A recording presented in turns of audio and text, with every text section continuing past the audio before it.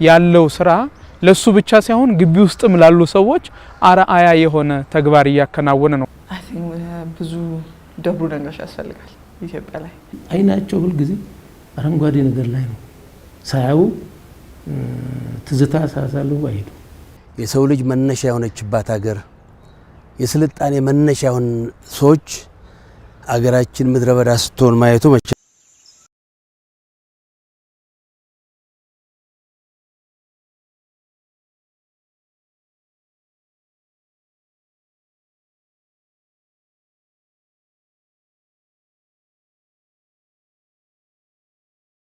ሳይንሳዊ መረጃዎች እንደሚጠቁሙት ምድር ከተፈጠረች ከ6 ቢሊዮን ዓመት በላይ ያልን አስቆጥራለች።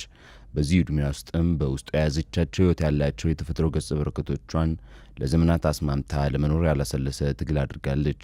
የዕድሜዋን ያህልም ብዙ ክስተቶችን ባሳለፍናቸው ዘመናት ሁሉ አስተናግዳለች። የተፈጥሮ ስጦታዎች ከሆኑ መካከልም የሰው ልጅ ከእንስሳትና ከእጽዋት ጋር ያሳለፈውን ጊዜ ያህል ከማንምና ከምንም ጋር አላሳለፈም። ይህ የቁርኝነቱ ልኬት ያሰፋዋል። ካስተናገደቻቸው ሁሉ ግን ከእድገቱና ከስልጣኔው ጋር ብዙ ጊዜ ተያይዞ የአረንጓዴ ቦታዎች ከጊዜ ወደ ጊዜ ያሽቆለቆሉ መገኘታቸው የተፈጥሮን ባላንስ ወይንም የተፈጥሮን ሚዛን እያዛባው ይገኛል። በረሃነትም በመስፋፋት ላይ ነው። ወደ ሀገራችን ነባራዊ ሁኔታ ስንመጣ የምናገኘው አሁን ያለው የደን ሽፋን እንደ አውሮፓውያን አቆጣጠር በ2024 ዓ.ም የተደረገውን ጥናት መሰረት አድርጎ 3.3 ሚሊዮን ሄክታር መሬት ብቻ በደን የተሸፈነ ሲሆን ከዚህ ውስጥም 0.5 ሚሊዮን ሄክታሩ ብቻ ነው የተተከሉ እጽዋቶች ያሉት። ይህ ማለትም በአብዛኛው ተፈጥሯዊ እጽዋቶች ይበዛሉ ማለት ነው። በአጠቃላይ ግን ሽፋኑ ወደ 3% አካባቢ ብቻ ነው። ከዚህ ጋር ተያይዞ የበረሃማነት መስፋፋት ሀገራችንን ያሰጋታል ማለት ነው። ለዚህም ሲባል ነው ግሪን ኢኮኖሚ ወይንም አረንጓዴ ልማት በሚል የተደራጀ ተሳትፎ እየተካሄደ የሚገኘው። ተመልካቾቻችን ለዛሬ በባለሙያዎቹ ፕሮግራማችን የምናስተዋውቃችሁ በራስ ተነሳሽነት ሀገር በቀል ዛፎችን በመትከል የሚታወቁ ባለሙያን ይሆናል። አብረን ቆይ። ደብሩ ነጋሽ ይባላለሁ። ሕክምና ባለሙያ ነኝ። በአሁኑ ጊዜ የዓለም መንግስታት ማህበር ሰራተኛ ማህበር የሚባለው ኢንተርናሽናል ሌበር ኦርጋናይዜሽን ነባሩ የዓለም መንግስታት ዘርፍ የአህጉሩ የጤና ባለሙያ ነኝ። እስኪ ዶክተር እንግዲህ መልካም ወደ ዋናው ወደ ስራው ከመግባታችን በፊት የተወለዱ የትምህርት ጊዜው ምን ይመስላል? አዎ ትውልድ ሀገሬ ሀረርጌ ነው። ሀረር ነው ተወለድኩበት ቦታ ማን ነው ደበሶ የሚባል ሲሆን ምናልባት የ3 አመት እንዲግድም ልጅ በነበርኩበት ጊዜ ወላጆቼ ወደ ሂርና ዘለቁ። ሂርና የምትባል አነስ ያለች ከተማ አለች። የቀሩት ወንድም እህቶቼ እዛ ነው የተወለዱት እና ሂርና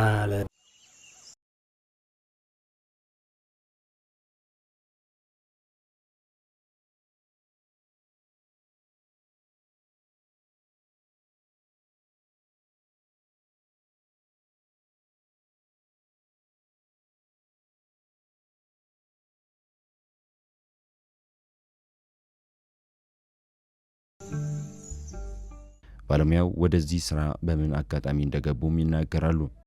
ባደኩበት አካባቢ ልጅ በነበርኩበት ጊዜ ብዙ ደን ነበር እና እንደ አጋጣሚ ብዙ ሁኔታዎች ተፈጥረው ያ ደን መንምኖ አሁን ከኢትዮጵያ በወጣው በ10 አመት ስመለስ አገሬም ብዙ አልለየኋትም። በእውነት መንግስትንም ሆነ ትልልቅ እንትኖችን የመለወጥ አቅሙ ምኑም ሁሉ ሰው ሊኖረው አይችል ይሆናል እና ላደርግ የምችለው ደብሩ ብቻውን እንደው እንዳቅሙ ምን ሊያደርግ ይችላል የሚል ሁሉ ጊዜ በሁሌ ሲግላል ላይ ነበረ ነው እና ኢትዮጵያም አይደለም በሄድኩባቸው ቦታዎች ሁሉ አሁን እዚህ ማላዊ ኮሌጅ ኦፍ ሄልዝ ሳይንስስ 17 አመት እድሜ የነበረው ነበር። እዛ ያሉትም በሙሉ ዛፎች ከማንጎ እስከ ሌሎች እንትኖች እኔ ነኝ ነበርኩ የተከልኳቸው።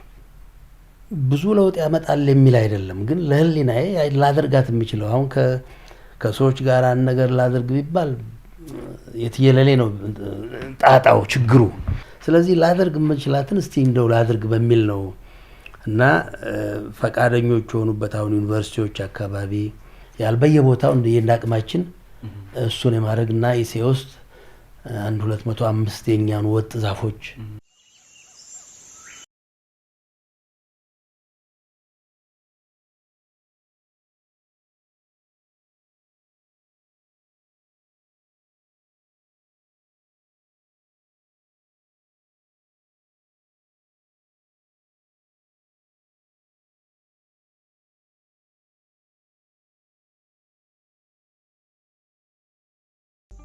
በጠላት ጊዜ ዛሬ እንጃ እንግዲህ 70-80 ዓመት ነው ግማሽ ኢትዮጵያ ደን ለብሶ ነበር። እንግዲህ ከዚያ በኋላ በጠላት ጊዜ ምን ያህል የኢትዮጵያ ህዝብ ምናልባት 15 ሚሊዮን እንደዚህ ይሆናል። ዛሬ እንግዲህ ወደ 90 ሚሊዮን ነው። ህዝቡ በበዛ ቁጥር ኑሮው በተንተን ባለ ቁጥር ደን የመጨፍጨፉ እንትን ነውና ማላይ የተገረዘብኩት ነገር የጭቃ ጡብ ይሰራሉ። በጭቃ ጡብ ነው ቤት የሚሰራ። ያ ዕውቀትኛ ገብ ቢደረግ ምንም አይሆንበት ምክንያት የለውም። ደን ከመንጨፈጭፍ ቤት ለመስሪያ ሀገር በቀል ዛፎች አካባቢውን ነባራዊ ሁኔታ መሰረት አድርጎም ተፈጥሮ የፈጠራቸው በመሆናቸው ትልቅ ፋይዳ አላቸው። የሰው ልጅ ካለ እጽዋት መኖር የማይችል መሆኑንም ይነገራል። ተፈጥሮ በአንድ ሀገር አንድን ዛፍ ሲተክል ወይም እንዲያደርግ ሲያደርግ ከምንም በላይ ሆኖ ስለተገኘ በምንም አይነት ከሌላ ቦታ መምጣት የለበትም። የተፈጥሮን እንትን ተንከባከቡኝ የማይባል ነው። ከተተከሉት ወይራዎች አንድ አልሞተም። ጠቀሜታው አንድና ሁለት አይደለም። አሁን እነኛ ወይራዎች ትልቅ በሚሆኑበት ጊዜ አዋፍት ያንበልተው በየቦታው ወፋራሽ እና ቦታ ባለበት ሁሉ እንትን ይባላል። ስለዚህ በተቻለ መጠን የትም ሀገር የሀገሩን ዛፍ ነው መትከል የሚያስፈልገን። በሀገሩ ያሉትን እንትን መትከልና እንትን ማቆየት አይነተኛ ተግባር መሆን አለበት።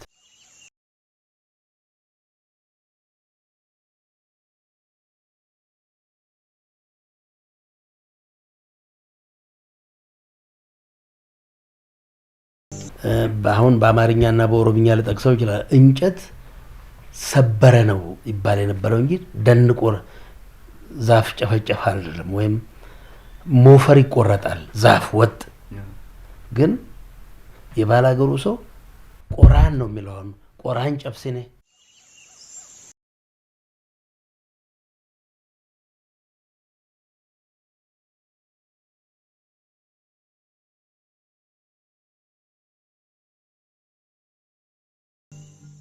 ባለሙያው በተለያዩ ሀገራት የመንቀሳቀሳቸውን እንዲሁም የመስራታቸውን ያህል የተለያዩ ገጠመኞችም ነበራቸው። አዎ የእጽዋት ባለሙያዎች ስብሰባ ነበረ እና በዚያ ጊዜ አንዳችም ነገር ስለዚህ እከታተለው ነበር። ስብሰባውን አልተካፈልኩም፣ እከታተል ነበር። ስለ ባህር ዛፍ ምንም ነገር እንትን አልተጻፈም፣ ምንም አልተገለጸም ነበር እና በጣም ከነከነኝና ህዝብ እንዲያውቀው ይገባል ብዬ ኔሽን በተባለው ጋዜጣቸው ላይ የባህር ዛፍን ምንነት ጻፍኩ እና አንዳንድም ማውቃቸውን የተረዳኋቸውንም ነገሮች አሁን ቅድም የጠቀስኩትን መርዝ መፍጠር የሚችል መሆኑን፣ ውሃ የሚመጠምጥ መሆኑን እና በተቻለ መጠን የኛው ሀገር በቀል ዛፎች መተከል እንዳለባቸው ያነጽፋለሁ። ወር ባልሞላ ጊዜ ፕሬዚዳንት አራፍ ሞይ በማዘዣ ያወጣሉ። እንዲህ እንትን ስለተባለ ምን ያህል እንደተገበረ አላውቅም፣ ግን ያን ጋዜጣም አለኝ። እንደው እንዳጋጣሚ ዚምባብዌ ነው ብዙ መረጃ እንትን ያለው ካለ ወደፊት አሳያችኋለሁ እንጂ አስቀምጫለሁ። በጣም ደስ ብሎኝ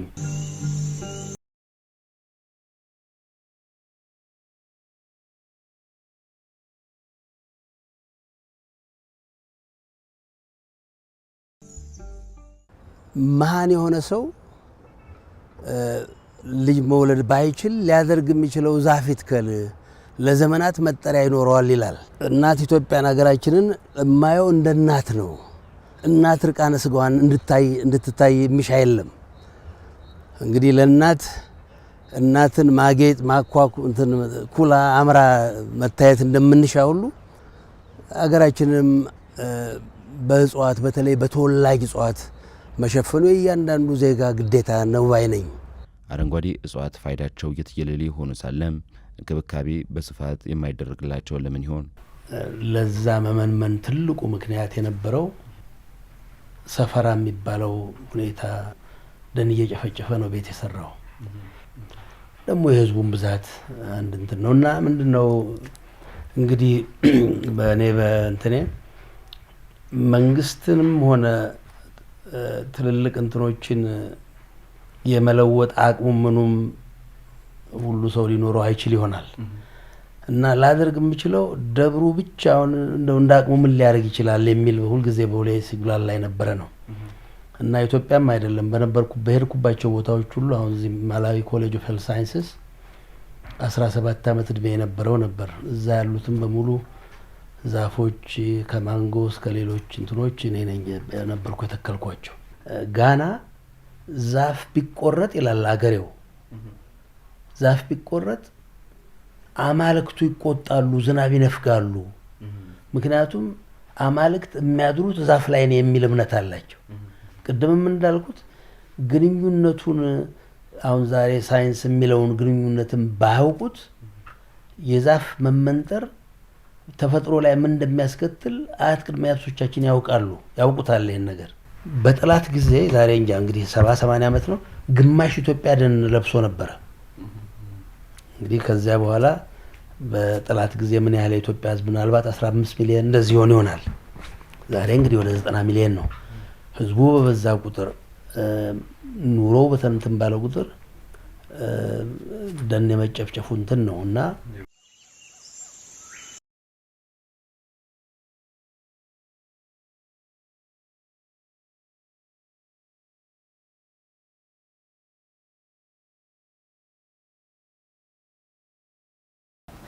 well ይሄ ችግኝ መትከል I think it's one of the area በጣም close to his heart environment በተመለከተ እዚህ ግቢ ውስጥ ራሱ ብዙ ዛፎች አሉ እሱ የተከላቸው።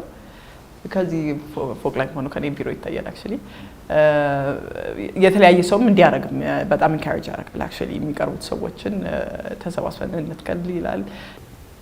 አንድ ቀን እንዲሁ አብረን ስንሄድ እዚህ ግቢ ውስጥ ሰራተኛው ዛፍ አይተክልም። ሰራተኛው ማለት ተቀጥሮ የሚሰራው የመስሪያ ቤቱ ሰራተኞች ለስራቸው ይተክሉ ይሆናል።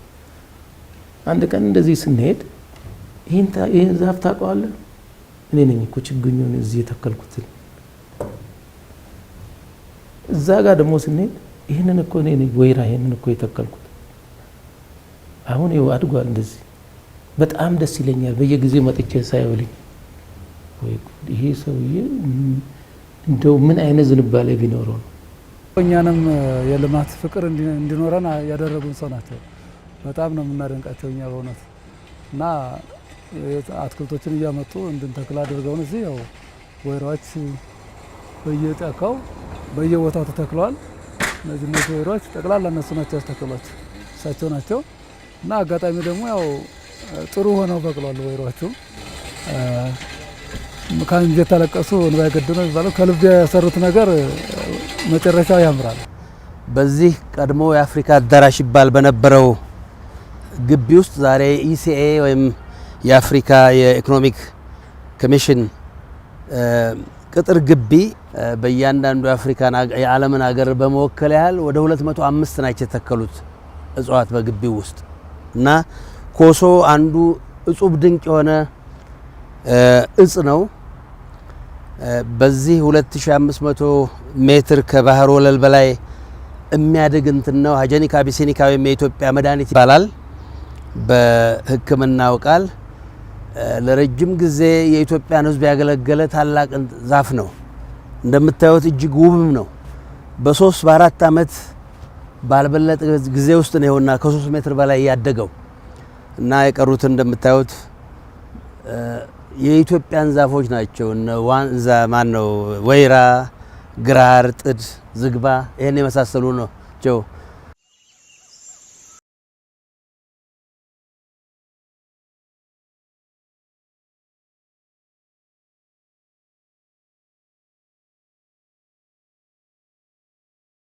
አረንጓዴ ልማትን በማፋጠን ለሀገር ተቆርቋሪነታቸውን በመግለጽ ግቢ ውስጥ የሚያዩዋቸውን እጽዋቶች አገር በቀል ያልሆኑ እጽዋቶችን ሲመለከቱ በቁጭት የራሳችን የሆነ ነገር እያለ ለምንድነው የባዕድ ዛፎች እዚህ ግቢ የሚተከሉት በማለት በገዛ ገንዘባቸው ካላቸው ጽኑ የሆነ የሀገር ፍቅር እነዚህን ሀገር በቀል ዛፎች ለምሳሌ እንደ ወይራ፣ እንደ ኮሶ፣ እንደ ጽድ፣ እንደ ዝግባ የመሳሰሉ አገር በቀል እጽዋቶችን በገዛ ገንዘባቸው በማምጣት ከኔ ጋር በመነጋገር በዚህ ግቢ ውስጥ እንዲተከሉ የሚያደርጉ እኛ አካባቢያችን እኮ ድኩላ ጎረቤታችን ሲዘል ነው የምናይ ነበር።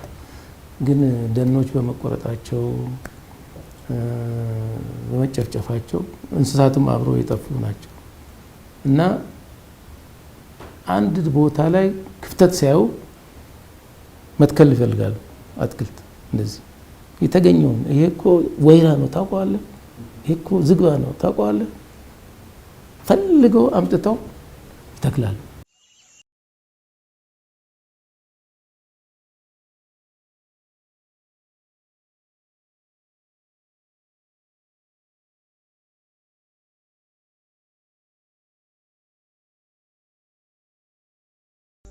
ከባለሙያው ሌሎች መማር ያለባቸውም እንዲገለጻል። በተቻለ መጠን የማስተማሪያ መድረክ እየተዘጋጀላቸው በዚህ እድሜ ሌክቸር ማድረግ ቢጀምሩ በዚህ በተፈጥሮ ሳይንስ በማህበራዊ ሳይንስ ቢናገሩና ከሰው ከሳቸው እውቀት ቢያገኝ እንዲህ አይነት መድረክ የሚዘጋጀላቸው ቢሆን ህዝብ በሚገኝበት ቦታ አርዕስት እየተመረጠ በፈለግከው አይነት አርዕስት እሳቸውን ብትሰማ ከማንኛውም በዛ ሙያ ላይ ሰልጥኛለሁ ከሚለው የሚተናነሱ አይደለም ይበልጣል እንጂ አይ ቲንክ ብዙ ደብሩ ነገሮች ያስፈልጋል ኢትዮጵያ ላይ ሁላችንም የራሳችንን አስተዋጽኦ ማድረግ ኃላፊነታችን ነው። እንደ ዜጋም እንደ ኢትዮጵያዊ ባገለን አቅም ሁሉም ያለው አቅም መስራት አለበት። ለዚህ ከዶክተር ደብሩ መማር ያለብን በግድ ሰው ስራውን ብቻ ሳይሆን መስራት ያለበት ለሀገርም የሚያገለግል ነገር መስራት እንዳለበት ነው። ለዚህ ሁላችን በአቅማችን እንድንሰራ እና ኤንቫይሮንመንቱን ፕሮቴክት እንድናደርግ አድቫይስ አደርጋለሁ። እሳቸውን አይተው እሳቸውን አርአያ ተከትለው የተለያዩ ዛፎችን ሀገር በቀል ዛፎችን እንደሳቸው ቢተክሉ አንደኛ ያው የዝናብ እጥረትን ወይም ደግሞ የአየር ለውጥን ለመቋቋም ይቻላል። ያለውን ሁኔታ ኮንዲሽኑን ለማስተካከል ይቻላል። በዛፍ ነው መቼም ሀገራችን የማገዶ ውድነት የተለያዩ ችግሮችን ሊቀረፍ ይችላል። እያንዳንዱ ኢትዮጵያዊ አገር ፍቅር የሚሰማው ለነገ ለልጁ የሚያስብ ለሀገር ተረካቢ የሚያስብ ቢያንስ አንዳንድ ችግኝ መትከል ይኖርበታል። ይልቁንም ደግሞ አንዳንድ ሰው እውቀቱም ላይኖረው ይችላልና የተለያዩ እጽዋቶችን ይቆርጣል። አንዱን ሲቆርጥ ቢያንስ በቆረጠው እጽዋት ስር አንድ ዛፍ ግን መትከል ይኖርበታልና የዶክተር ደብሩ አርአያነት ለሌሎችም በጣም ትልቅ ትምህርት ነው ብዬ ነው የማስበው። እኔ በአንድ አጋጣሚ አንድ ኢትዮጵያዊ ዚምባብዌ ባለሁበት እንትን ግቢው ሰፊ ነው ማሆገን የሚባል ዛፍ ተከልኩኝ። በኦሮምኛ በአማርኛ ምን እንደሚባል አላውቅም። መተቆማ ይባላል። ያን ዛፍ ተከልኩ 8 ገዝቼ በጣም ያምራል። እና አንድ ኢትዮጵያዊ ይሄ እኮ 40-50 ዓመት ቢፈጅ ነው አለኝ እንትን ለመብቀል እንትን ለማለት ትልቅ ዛፍ ለመሆን። ታዲያስ 40-50 ዓመት እዚህ ትኖራለህ ወይ? እኔ መኖር አለብኝ እንደ እንደዛ አይደለም መታየት ያለበት ለትውልድ ሊያልፍ እንዲችል። እኛ ዛሬ ምን በላ ምን ጠጣው ምን ምግብ አየር ሌሎች የተከሉት እግዚአብሔር የፈጠረው አይደለም እንዴ? ህዝብ የኔ ነው ብሎ ሊገነዘብ የሚችልበት እንትን ነው መፈጠር ያለበት ባይ ነኝ። እና ባለበት አካባቢ በባህልም በኩል በመንግስትም በኩል በግልም እንትንም በርካታ ነገር ነው እናደርግ የምንችለው።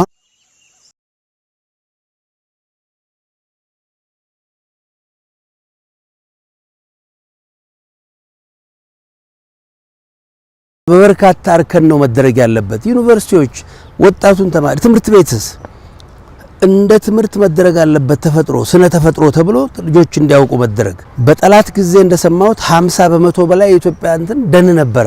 እንግዲህ ከ75 ዓመት በፊት ማለት ነው። ዛሬ 2-3 በመቶ ነው። ያውም ነባር ዛፍ አይመስለኝም።